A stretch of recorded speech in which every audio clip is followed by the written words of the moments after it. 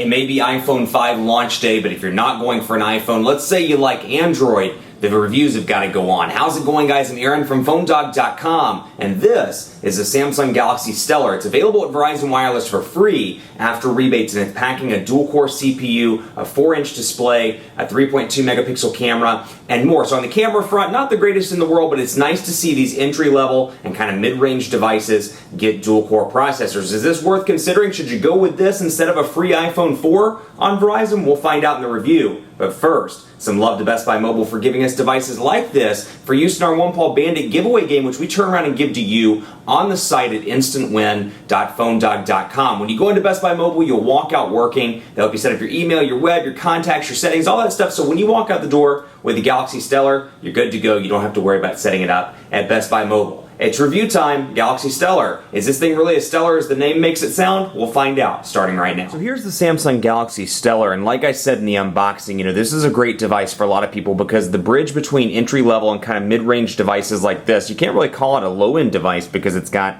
a dual-core processor, but the barrier between this and the high-end devices on the market is completely different now. You're seeing dual-core processors in a device that's free after rebate. Case in point here, the Samsung Galaxy Stellar. Available now at Verizon Wireless for free after mail-in rebate with a 2-year agreement. It's packing a 1.2 gigahertz dual-core Snapdragon S4 processor, a 4-inch display with 480 by 800 pixels, a 3.2 megapixel camera, a front-facing camera, Android 4.0 with TouchWiz, a 2,100 milliamp hour battery, and that's in a nice little shell that reminds me a lot of all the other Samsung Galaxies. So it's like a tiny Galaxy S3, if you will. A little bit slower processor, the display isn't as great, the camera isn't as great, but like a little mini Galaxy S3 thanks to Android 4.0 with TouchWiz. So if you like the Galaxy S3, you like the look and feel of it and kind of the way it operates, but you don't want to spend $200 on Verizon, this could be a good device for you. Again, Android 4.0 out of the gate looks pretty similar to what you would expect on a Verizon device. You got Verizon apps, you got Google Plus integration, you have mobile hotspot, My Verizon Mobile, Plants vs. Zombies, Quick Office, Let's Golf 3,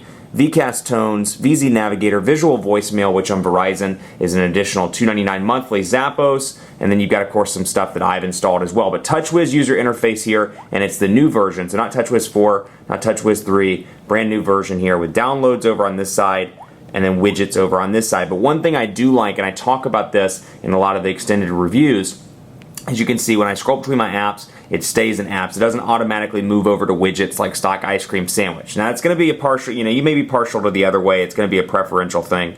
But I prefer to keep them separate like that, where when I'm in widgets, I'm in widgets. It doesn't move back and forth between apps. But build quality wise, you're looking at typical Samsung here. You've got a power button on the right side, 3.5mm headphone jack up top, volume rocker over here on the left, micro USB charging port at the bottom, and then 4 capacitive buttons, back, home, recent applications, and menu down here. So it's interesting to see a physical menu button on an Android 4.0 device, and I think in my testing time, that's been the biggest thing that's been a little bit odd is, menu, home, recent applications, used to all of those, or I should say back, home, recent applications, used to all those, but this menu button down here at the bottom, a little bit different, but it's nice to have it. So, if you're somebody like me that likes having those physical buttons, didn't really care for the fact that the menu button, magically went up onto the actual operating system, this may be a nice option for many. Otherwise, typical Verizon look and feel, including the ongoing Wi-Fi notification that you've seen in some of the previous Verizon devices. Galaxy S3, Droid Incredible 4G LTE both have this, and it's very pesky, very annoying for those that know how to use their device. So Wi-Fi stays here as an ongoing. You can't get rid of this, and unlike a typical Wi-Fi notification that's up in the top left-hand corner on a normal device or on an AT&T or Sprint device or a T-Mobile device, it stays ongoing. You can't physically move that, and then we want to turn Wi-Fi off. I don't want it to notify me. I don't want it to do all this advanced stuff like auto connect. I understand the need for that with tiered data and education or educating consumers rather, but it's still very frustrating for those that have any idea how to use their device. So 5 home screens here with the ability to add additional home screens if you see fit, up to 7 home screens on this device, and you can move them around. So if you're like me and you want your home screen to be here, you can make that your home screen. So you're scrolling around and it goes automatically back to home in a carousel-like format nonetheless. Down here, 5 icons in the bottom, which of course can be rearranged and moved around. So if you want contacts out, you want Gmail in, for example, you can do that and do it relatively quick and easy. Now that said, again, dual-core processor, really impressed with this device because for a free device, this is incredibly fast, and given the price point, this could be the best value on Verizon right now. Free after rebates, nice processor, 2,100 milliamp hour battery, and LTE connectivity, along with the Samsung things that I like the new version of TouchWiz, things that you see in a high-end device, but available on a device that's free. Let's take a look at messaging here. You can see typical look and feel of Samsung with a Samsung keypad, and then out of the gate all you get is that and Google Voice typing. Now, of course, you can download additional alternatives through Google Play, but just for sake of this, we'll say the Quick Brown Fox, not the Quick Broken Fox, Quick Brown is ready to party. Quick Brown Fox is ready to party with some Quick Brown Fox. I'm not quite sure what that is. 4-inch display means for some people coming from a 4.3, 4.5, 4.7-inch display, it may be a little bit challenging to get used to that. That said, somebody coming up maybe from an iPhone with a 3.5-inch display or a low-end device with a 3.2 or 3.7-inch display, this will be a nice transition for them. And like I said, you can get additional options out of the Android market. Let's take a look at the browser as well. Internet here, signing into Google, and we'll take a look. Relatively fast all around. Been really impressed with the quality of this device. LTE is nice and fast on Verizon. They promise download speeds between 5 and 12 megabits per second and upload speeds between 2 and 5 megabits per second. So relatively fast there. Pinch to zoom, incredibly responsive here. And of course, portrait to landscape, nice and fast with your menu button over here. So again, you get used to having the menu button on screen, and then you realize that it's over here as a physical, or I should say capacitive button. And then you've got all your typical Samsung stuff here. Desktop view, new window, add bookmark, save for offline reading, etc.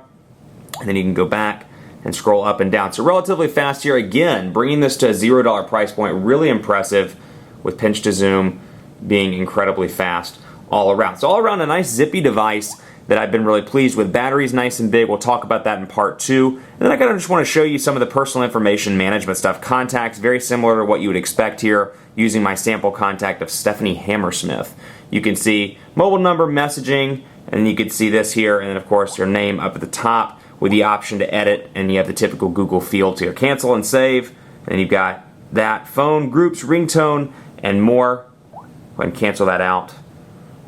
And then you can see bam, Quick Brown Fox, Tim Richardson, all of my different contacts, along with the ability to do some things like merge with Google, see my various accounts, and more. So it's a very clean, well laid out interface, as is the phone. You've got your keypad here with recent favorites and contacts up at the top, and then easy access to everything up here. So Stephanie, or John Rogers, for example, or Alexis Stevens, and all these fake contacts that I have in this thing.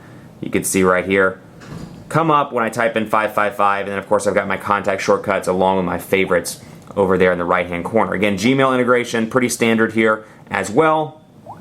And we'll go down through here and take a look. You can see 671 emails in the Heron Baker account, along with your shortcuts down at the bottom, and then of course, again, your menu button down there as well. So very fast, very responsive. Been pleased with the overall performance of the device. But in part 2, stay tuned, because we're going to talk about battery life, speed test, both on LTE and on the device itself, because with a 1.2 gigahertz processor that's dual core and it's a Snapdragon S4, it should be relatively fast, especially considering the price point. Stay tuned for part 2 on PhoneDog.com.